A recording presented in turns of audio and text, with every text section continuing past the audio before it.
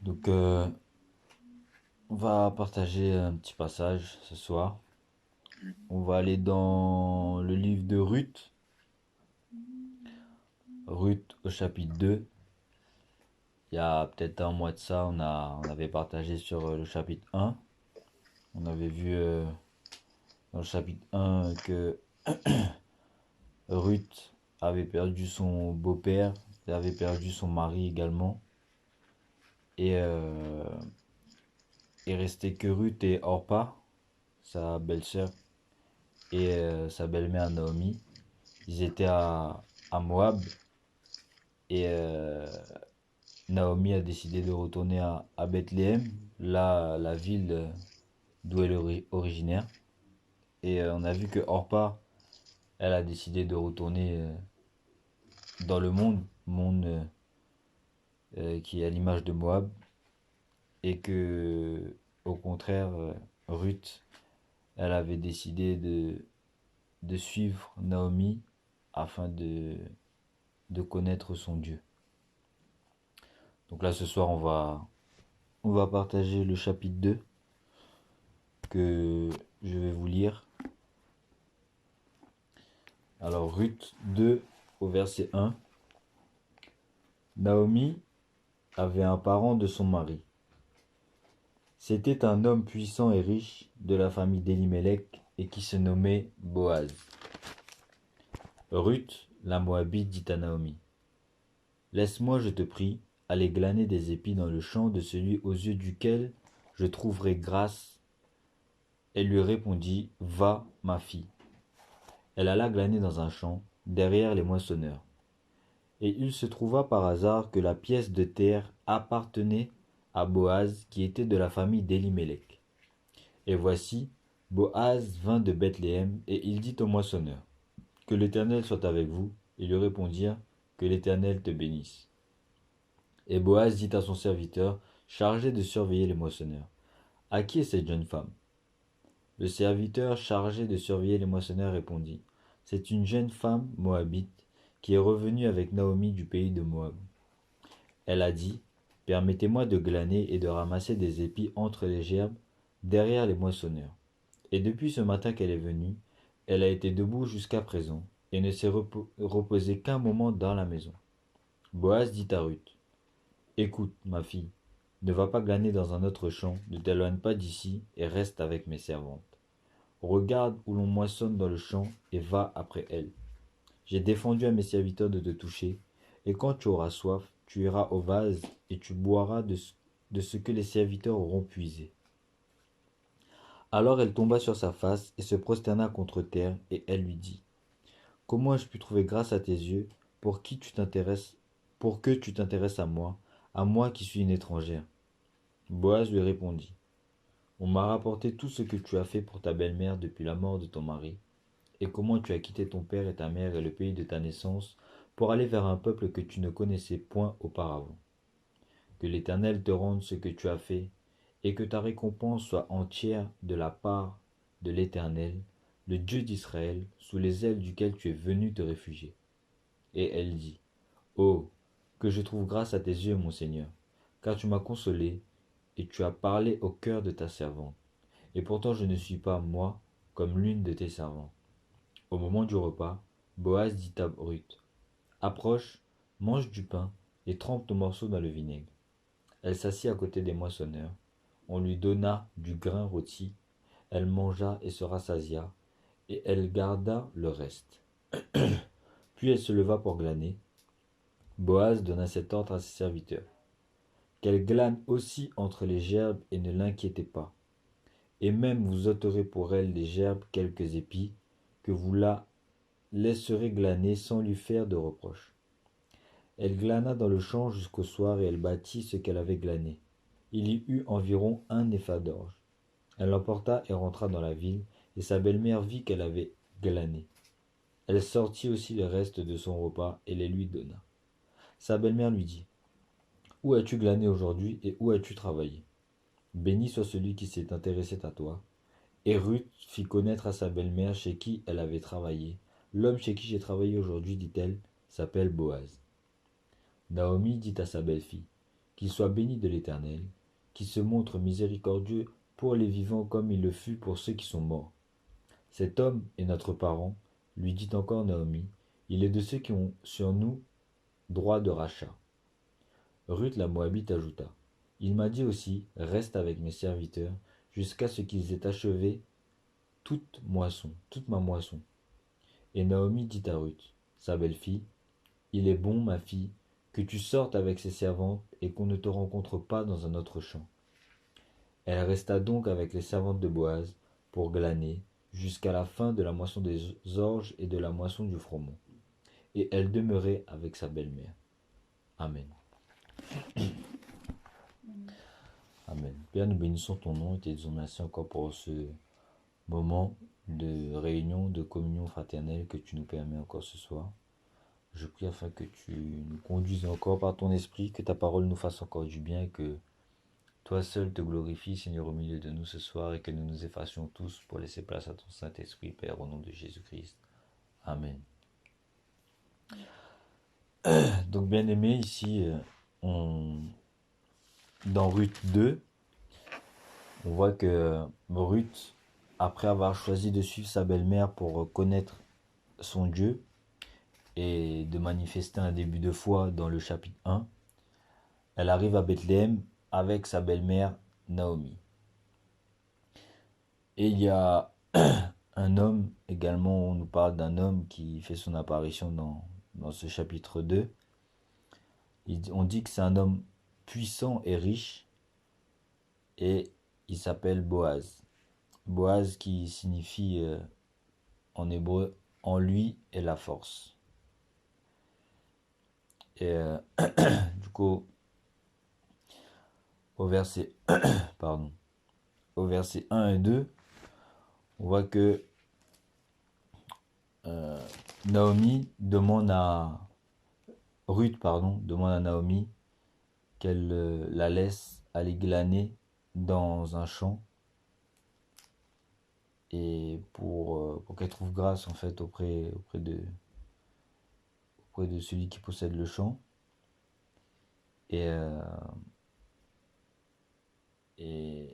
ici on voit que la parole nous montre ici dans les 3 premiers versets en fait que Boaz était un homme qui craignait le Seigneur parce que il obéissait, il appliquait la parole qui dit dans Deutéronome 24 au verset 19, quand tu moissonneras ton champ et que tu auras oublié une gerbe dans le champ, tu ne retourneras point la prendre, elle sera pour l'étranger, pour l'orphelin et pour la veuve, afin que l'Éternel ton Dieu te bénisse dans tout le travail de tes mains.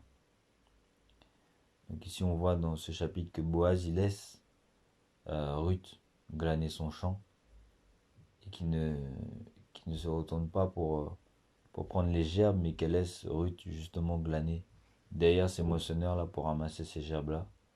Donc à travers cet acte là déjà on voit que Boaz c'était quelqu'un qui avait la crainte de Dieu puisqu'il mettait sa parole en pratique. Et le verset 2, toujours le verset 2 qui dit, Ruth la Moabite dit à Naomi, laisse-moi, je te prie, aller glaner des épis dans le champ de celui aux yeux duquel je trouverai grâce. Et elle lui répondit, va, ma fille. Je vais lire Jacques 2 au verset 17 dans la version parole vivante qui dit, il en va de même pour la foi, si elle ne se manifeste pas par des actes, elle est chose morte. Donc on voit que Ruth, à peine arrivée à Bethléem, Ruth donne maintenant la preuve de sa foi par ses œuvres en allant glaner dans un champ. Et on sait que le croyant n'est pas sauvé par ses œuvres, mais il a été créé en Jésus-Christ pour de bonnes œuvres que Dieu a préparées d'avance afin que nous les pratiquions. Éphésiens 2 au verset 10. Donc ici Ruth, et on voit que Ruth ici, elle ne choisit pas de sa propre volonté d'aller glaner, mais au contraire elle consulte sa belle-mère, elle demande l'autorisation à sa belle-mère, elle dit laisse-moi, je te prie. On voit bien au verset 10 qui dit Ruth la Moabite, pardon, dit à Naomi, laisse-moi, je te prie, aller glaner des épis. Et ensuite, on voit que Naomi lui dit va, ma fille. Donc ici, Ruth ne choisit pas de sa propre volonté d'aller glaner, mais elle consulte bien au contraire sa belle-mère qui l'encourage à aller, à aller glaner. Et ici, en fait, ce passage-là, dans ce passage, ça m'a fait penser à Galates 3, verset 24, que je vais lire.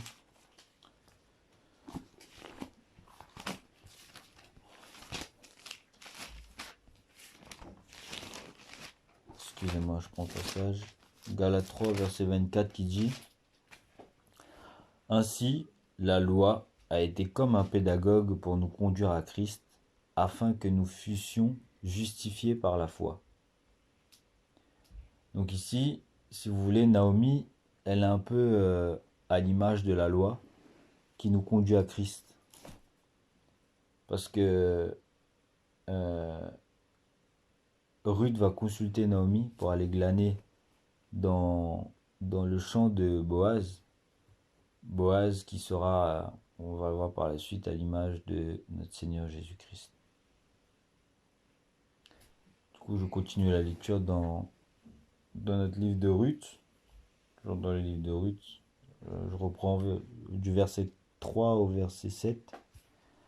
Elle alla glaner dans un champ derrière les moissonneurs, et il se trouva par hasard que la pièce de terre appartenait à Boaz, qui était de la famille d'Elimelech. Et voici, Boaz vint de Bethléem, et il dit au moissonneur, que l'Éternel soit avec vous, et ils lui répondirent, que l'Éternel te bénisse. Et Boaz dit à son serviteur chargé de surveiller les moissonneurs, à qui est cette femme? Le serviteur chargé de surveiller les moissonneurs répondit, c'est une jeune femme moabite qui est revenue avec Naomi du pays de Moab. Elle a dit, permettez-moi de glaner et de ramasser des épis entre les gerbes derrière les moissonneurs. Et depuis ce matin qu'elle est venue, elle a été debout jusqu'à présent et ne s'est reposée qu'un moment dans la maison. Donc déjà là, au verset 7, on voit déjà que Ruth rend déjà un bon témoignage auprès des serviteurs de Boaz. Elle a un bon témoignage déjà à travers, auprès des serviteurs de Boaz, alors que c'est son premier jour de travail, que ça ne fait pas longtemps qu'elle travaille.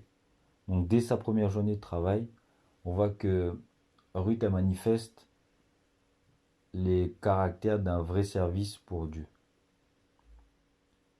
Parce qu'au verset 2, elle se rend utile en demandant si elle peut aller glaner dans un champ. Au verset 7, le verset 7 nous dit que depuis ce matin, elle est venue et elle a été debout jusqu'à présent et ne s'est reposée qu'un moment dans la maison. Et elle a dit au moissonneur, permettez-moi de glaner et de ramasser des épis entre les gerbes. Donc elle se rend utile, elle est zélée pour le travail, elle travaille de ses propres mains, comme nous dit 1 Thessaloniciens 4, du verset 11 à 12,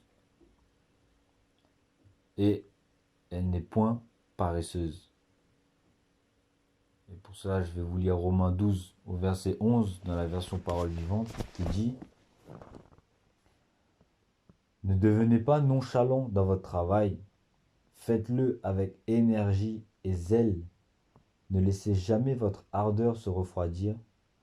Maintenez vive et claire la flamme que l'Esprit a allumée en vous. Servez le Seigneur. Amen. Donc, qu'est-ce qu'on peut en tirer à travers le service de Ruth ici? Le service de Ruth doit être et est un exemple pour nous tous qui désirons être irréprochables devant le Seigneur. parce que la persévérance dans son travail, le témoignage qu'elle rend à travers son travail, glorifie le Seigneur avant tout. Et ce travail-là sera récompensé plus tard. Et on voit que dès sa première journée de travail, elle fait tout pour se rendre utile, elle est zélée et elle n'est point paresseuse. Elle ne fait pas son travail avec paresse.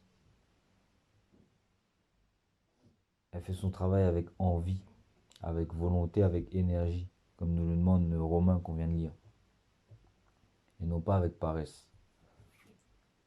Voici pourquoi il est important pour nous de mettre à profit le temps que le Seigneur nous fait grâce d'avoir, le temps que le Seigneur nous donne pour le servir. Parce que quand on fait pour Dieu, Dieu il fait pour nous. Mais notre problème à nous, c'est que on veut que Dieu fasse pour nous sans que nous fassions pour lui. Et il est là notre problème. On veut que recevoir sans produire. Alors que le Seigneur nous demande de produire et on recevra. De produire pour lui, pas pour nous. Et on recevra. Ruth a été debout depuis le matin. Et la Bible nous dit elle ne s'est reposée qu'un moment dans la maison. Ma question est, et nous? Et nous, combien de temps on est debout pour aller travailler pour Dieu? Et quand je dis et nous, je me vise moi-même le premier.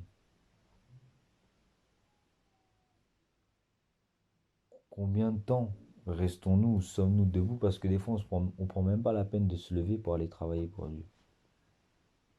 Mais on veut que lui fait pour nous alors que nous, on fait rien pour lui.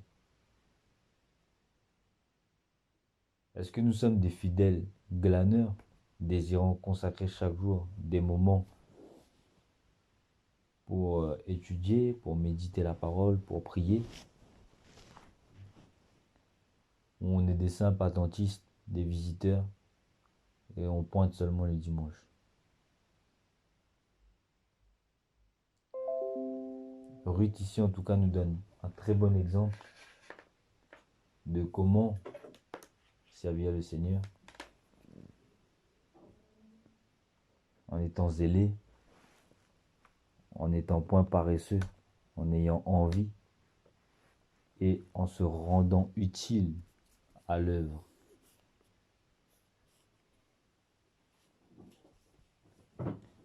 Je vais continuer la lecture dans Ruth, toujours Ruth 2. Je vais lire du verset 8 au verset 12. Il dit au verset 8, Boaz dit à Ruth, écoute ma fille, ne va pas glaner dans un autre champ, ne t'éloigne pas d'ici et reste avec mes servantes. Regarde où l'on moissonne dans le champ et va après elles. J'ai défendu à mes serviteurs de te toucher, et quand tu auras soif, tu iras au vase et tu boiras de ce que les serviteurs auront puisé. Alors elle tomba sur sa face et se prosterna contre terre, et elle lui dit, comment ai-je trouvé grâce à tes yeux pour que tu t'intéresses à moi qui suis une étrangère? Boaz lui répondit, on m'a rapporté tout ce que tu as fait pour ta belle-mère depuis la mort de ton mari, et comment tu as quitté ton père et ta mère et le pays de ta naissance pour aller vers un peuple que tu ne connaissais point auparavant. Que l'Éternel te rende ce que tu as fait, et que ta récompense soit entière de la part de l'Éternel, le Dieu d'Israël, sous les ailes duquel tu es venu te réfugier. Donc là ici, on voit qu'au verset 8, Ruth rencontre Boaz, et on voit que Boaz, il ne la rejette pas, tant bien que Ruth soit une étrangère. De même que Acte 10 au verset 34 nous dit que le Seigneur ne fait exception de personne. De même que nous, lorsque nous sortons parler du Seigneur, lorsque nous allons faire l'œuvre de Dieu, on ne doit faire exception de personne. Parce qu'il peut arriver des fois inconsciemment, on choisit les personnes à qui on va les parler. Parce que peut-être lui et son apparence, il nous plaît pas.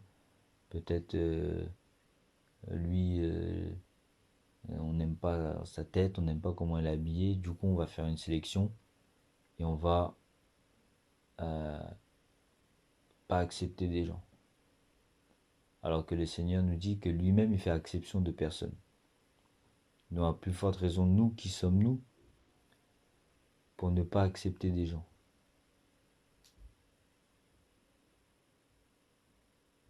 Toujours au verset 8, quand Boaz dit à Ruth, écoute ma fille, ne va pas glaner dans un autre champ. Donc Boaz recommande à Ruth de ne pas aller glaner dans un autre champ. Pourquoi? Parce qu'on sait qu'il y a deux champs. Il y a l'église et il y a le monde. Et la parole nous dit que nul ne peut servir deux maîtres. Donc soit on travaille pour Dieu, soit on travaille pour le diable.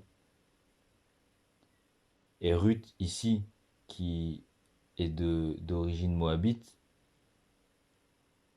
Boaz l'a recommandé, l'a mise en garde de ne pas retourner dans le champ de Moab, qui est justement l'image du monde. Et il dit, ne t'éloigne pas d'ici. D'ici, qui est le champ de Boaz qui est à l'image de l'église. Donc quand il dit ne t'éloigne pas d'ici, c'est comme si Boaz lui dit reste dans la présence de Dieu. De même que lorsque le Seigneur nous conduit en endroit, c'est pour qu'on reste dans sa présence, parce que c'est à cet endroit-là qu'il veut que nous soyons. Il dit reste avec mes servantes, car on sait que les mauvaises compagnies corrompent les bonnes mœurs. On sait que si tu es dans le champ de Dieu et que tu vas aller traîner dans d'autres champs, tu n'as pas le même esprit, tu n'as pas la même vision que ces autres personnes-là. Donc si tu es pas fort, ces personnes-là vont te manger. C'est pourquoi le Seigneur nous dit de rester avec ses serviteurs et ses servantes, parce qu'on a le même esprit, parce qu'on a la même pensée, on a la même vision, on a le même langage. Donc les recommandations de Boaz ici pour Ruth, ces recommandations vaut également pour nous, nous croyants, nous chrétiens, parce qu'il y a beaucoup de champs qui sont attrayants dans ce monde, qui semblent offrir une nourriture agréable, mais est-ce qu'on y trouve la communion avec le Seigneur dans ces champs-là qui sont dans le monde? Non. C'est pourquoi ces recommandations que Boaz donne à Ruth, elles valent pour nous et encore plus pour nous aujourd'hui.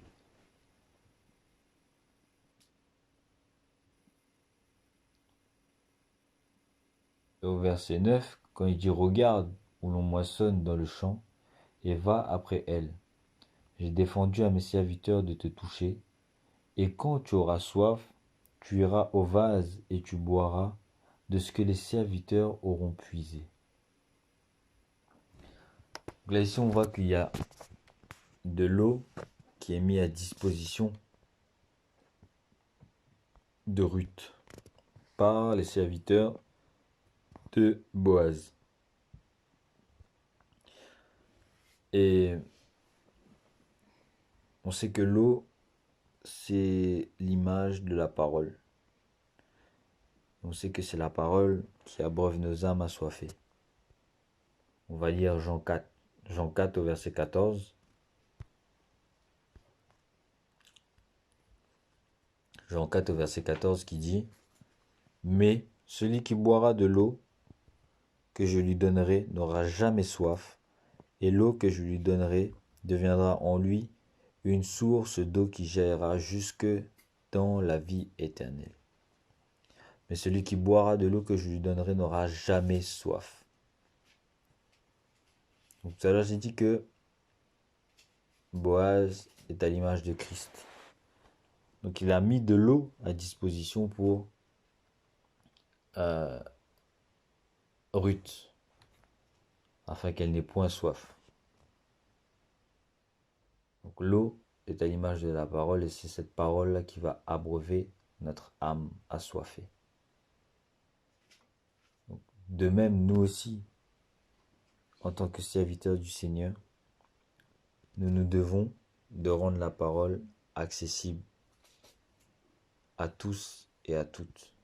De même que les serviteurs ici ont puisé de l'eau afin que Ruth puisse boire et ne soit point assoiffée, de même que nous aussi, quelqu'un a puisé de l'eau pour nous, afin qu'on puisse boire et qu'on ne soit plus assoiffé. De même, nous aussi, on se doit de rendre cette parole-là accessible. On se doit d'aller puiser cette eau-là afin que notre prochain puisse boire de cette eau et ne soit pas assoiffé. Et ainsi de suite, et ainsi de suite. Il faut que l'on sache discerner la place où le Seigneur veut que nous le servions.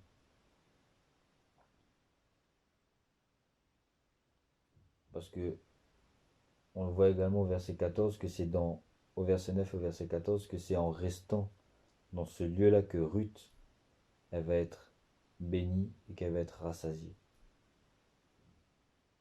C'est dans ce champ-là que Ruth va être bénie, que Ruth va être rassasiée.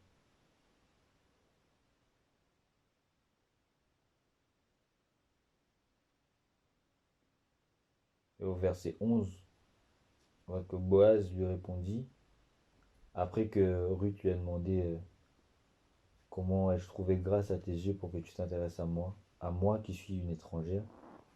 Au verset 11, Boaz lui répondit, on m'a rapporté tout ce que tu as fait pour ta belle-mère depuis la mort de ton mari, et comment tu as quitté ton père et ta mère et le pays de ta naissance pour aller vers un peuple que tu ne connaissais point auparavant. Que l'Éternel te le rende, que l'Éternel te rende ce que tu as fait, et que ta récompense soit entière de la part de l'Éternel, le Dieu d'Israël, sous les ailes duquel tu es venu te réfugier. Tout ce qu'on fera ici, bas, en bien ou en mal, on devra rendre compte au Seigneur et on sera jugé pour cela. Parce on a tous un livre de vie, un livre de souvenirs. On peut le lire dans Apocalypse 3, verset 5. On devra rendre compte au Seigneur en bien ou en mal. Ici, Boaz savait tout ce que Ruth avait fait auparavant. Et en fonction de ce qu'elle avait fait auparavant, elle aura des récompenses. Comme elle a fait du bien, comme elle a fait des choses pour le Seigneur, elle aura des récompenses plus tard. Je vais lire Marc 10. Marc 10, du verset 29 à 30. Il dit, Jésus répondit, je vous le dis, en vérité, il n'est personne qui, ayant quitté à cause de moi et à cause de la bonne nouvelle sa maison, ou ses frères, ou ses sœurs, ou sa mère, ou son père, ou ses enfants, ou ses terres, ne reçoivent au centuple présentement, dans ce siècle-ci, des maisons, des frères, des sœurs, des mères, des enfants, des terres, avec des persécutions et dans le siècle à venir, la vie éternelle. Voici le résultat lorsqu'on quitte tout pour suivre le Seigneur. Je continue au verset, je vais aller au verset 17. Du verset 17 à 19. Il dit, verset 17, la parole, dans Ruth 2. Elle glana dans le champ jusqu'au soir, et elle bâtit ce qu'elle avait glané. Il y eut environ un épha d'orge. Elle l'emporta et rentra dans la ville, et sa belle-mère vit ce qu'elle avait glané. Elle sortit aussi le reste de son repas et les lui donna. Sa belle-mère lui dit: Où as-tu glané aujourd'hui et où as-tu travaillé? Béni soit celui qui s'est intéressé à toi. Et Ruth fit connaître à sa belle-mère chez qui elle avait travaillé. L'homme chez qui j'ai travaillé aujourd'hui, dit-elle, s'appelle Boaz. Donc Ruth revient à la ville après avoir glané jusqu'au soir et battu sa récolte, en ayant le désir de partager son repas avec sa belle-mère. Donc ici on voit que la foi de Ruth n'est pas égoïste. Et je vais lire Deutéronome 8 au verset 3.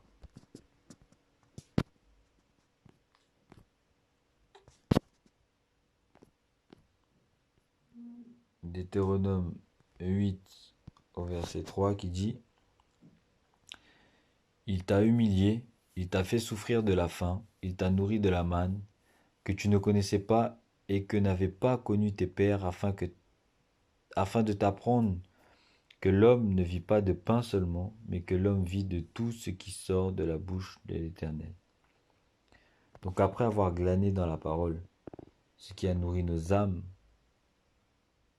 de Christ, est-ce qu'on désire faire part aux autres ce qu'on a reçu? Ruth, elle est glanée dans son champ, elle avait le désir de partager ça avec sa belle-mère. Et lorsque nous glanons dans le champ, est-ce qu'on a ce désir-là d'aller partager ce qu'on a reçu après? Lorsque les dimanches, on va à l'église, lorsqu'on se retrouve sur Skype, on est édifié par la parole, on reçoit les révélations du Seigneur, est-ce qu'on a le désir d'aller partager ça aux autres? Est-ce qu'on a une foi égoïste ou on pense aux autres? Là encore, Ruth nous montre le bon exemple. Parce que elle, dès qu'elle a reçu, elle a pensé à aller partager. Mais nous, quand on reçoit, est-ce qu'on pense à les partager ou on préfère garder pour nous?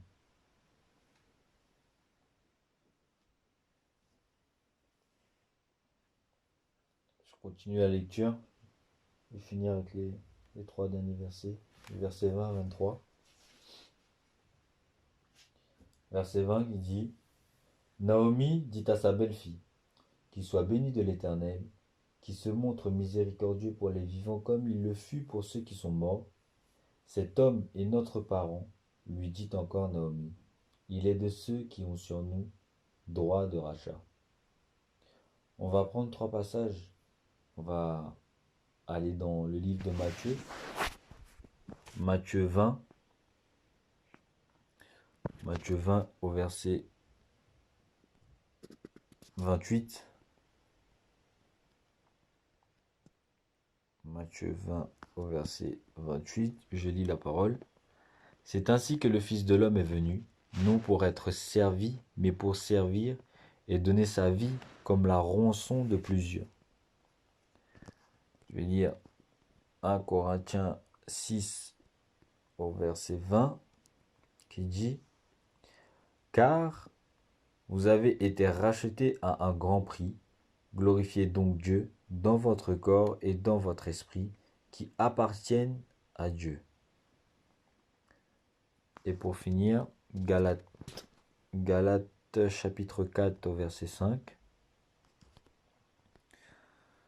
Galates chapitre 4 au verset 5 qui dit: Afin qu'il rachetât ce qui était sous la loi, afin que nous reçussions l'adoption.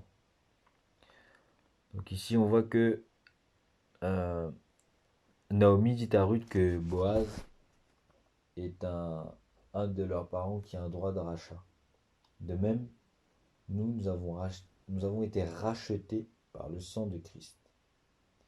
Donc ici, tout simplement pour dire que le proche parent de Naomi et Ruth, qui est Boaz, est tout simplement la préfiguration de Christ, venu donner sa vie en rançon pour plusieurs, comme on vient de le lire.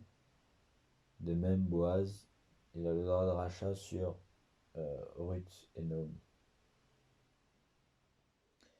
Et au verset 21, on voit que Ruth parle de moisson. Il dit, Ruth la Moabite ajouta, il m'a dit aussi, reste avec mes serviteurs jusqu'à ce qu'ils aient achevé toute ma moisson. Et Naomi dit à Ruth, sa belle-fille, il est bon, ma fille, que tu sortes avec ses servantes et qu'on ne te rencontre pas dans un autre champ. Elle resta donc avec les servantes de Boaz pour glaner jusqu'à la fin de la moisson des orges et de la moisson du froment. Et elle demeurait avec sa belle-mère. Amen. Je vais lire Matthieu 13 au verset 39.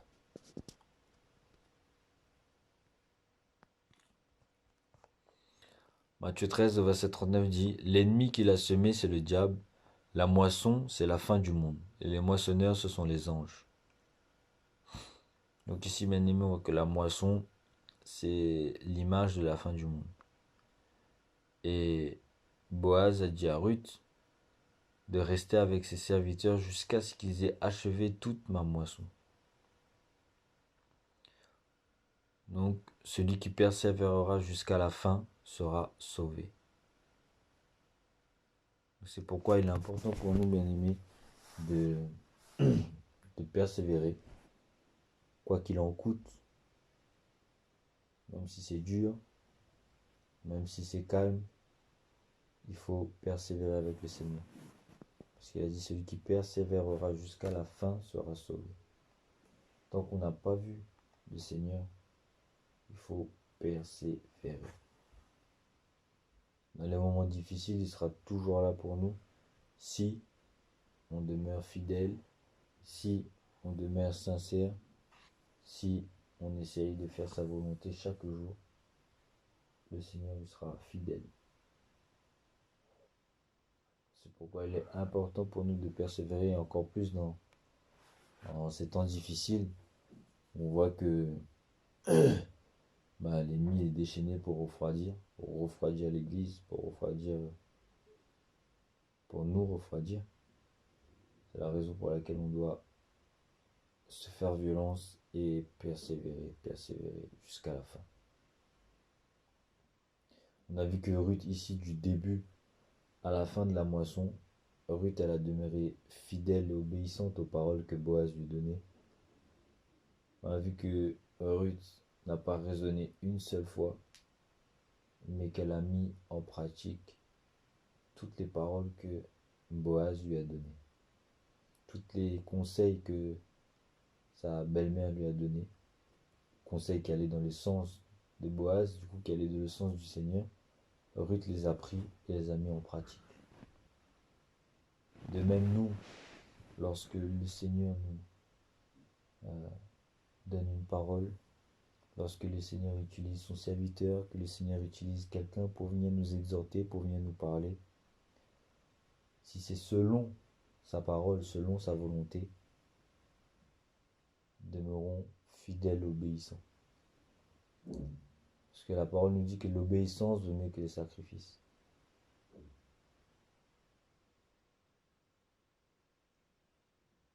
Donc quand le Seigneur permet qu'on soit repris, qu'on soit exhorté, qu'on soit fortifié, quand il nous conseille, bien-aimés, sortons des raisonnements, soyons fidèles et obéissants à sa parole.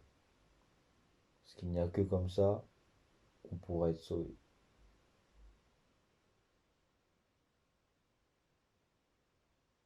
Donc de même que Ruth n'a cessé d'aller en profondeur avec le Seigneur, en manifestant une foi ferme, en étant un exemple dans le service pour Dieu, nous aussi,